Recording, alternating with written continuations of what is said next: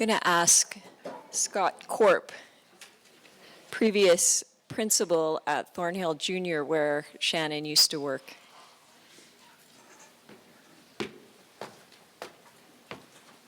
Thanks for the promotion, Laurie. I was only the vice principal. I remember you as the principal. Oh, well, I did the job of both.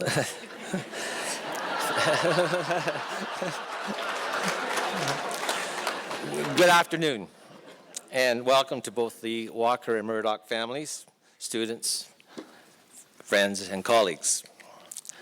I've been asked to speak about the earlier part of Shannon's teaching career and to provide some details of the legacy she left behind. It was in 1981 when Shannon started her teaching career at Thornhill Junior. Back then, it was a requirement that each teacher had to fill out a form for the ministry. There was a section on the form in which we had to list the teaching courses we completed at university. Most of us listed 5 or 6 courses, but Shannon had a problem. Her transcript indicated that she had completed 12 courses and that there was not enough room on the form for her to list them all. It became apparent to me that this was indeed a person who was not satisfied with doing the bare minimum, but was dedicated to become the best teacher possible. Her area of expertise was home economics and physical education. Some of the students, particularly the boys, were reluctant to take a course that involved cooking and sewing.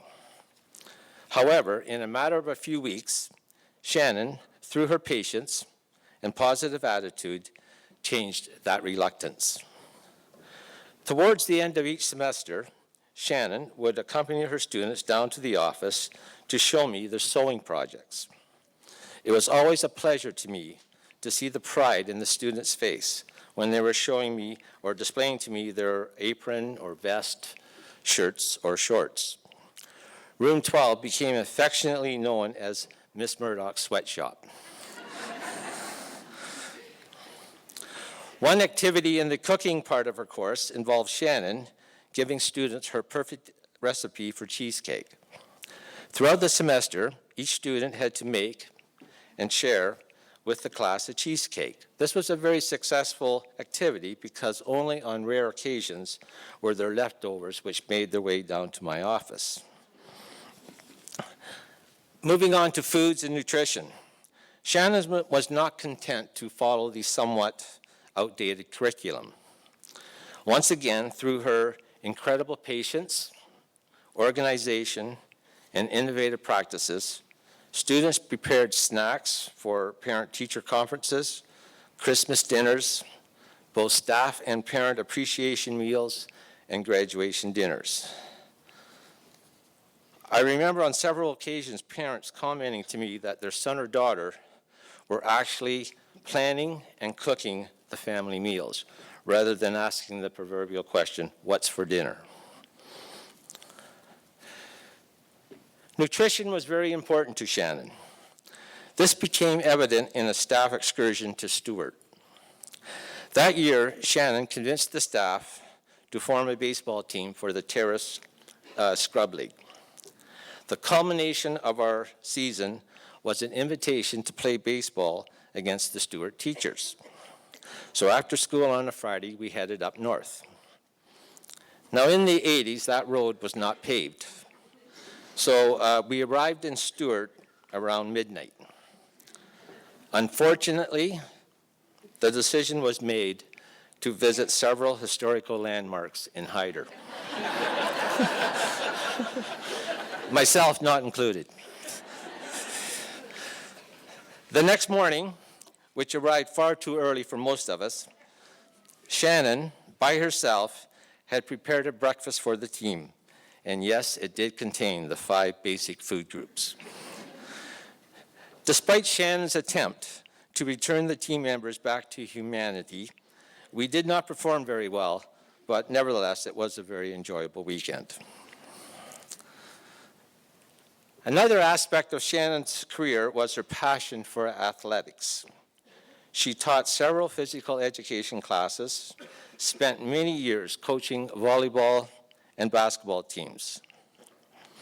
This task had her spending countless hours after school and numerous weekends traveling to and hosting play days.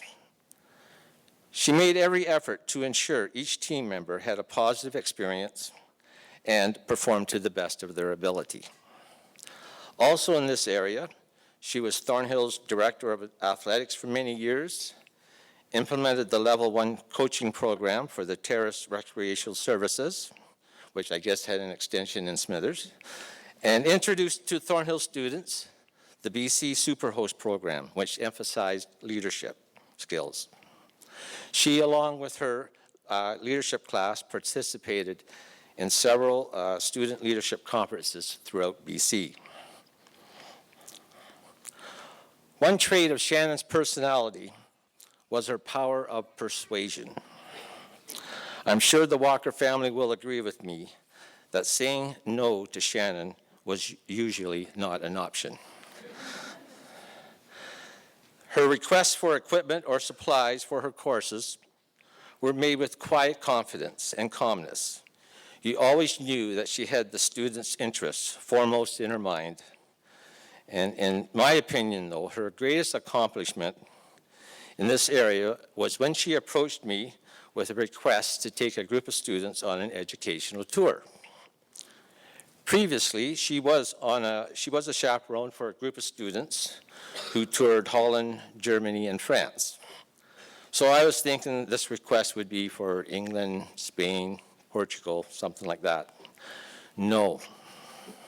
It was to the mecca of teenage hormones gone wild, the island of Oahu, Waikiki Beach during spring break.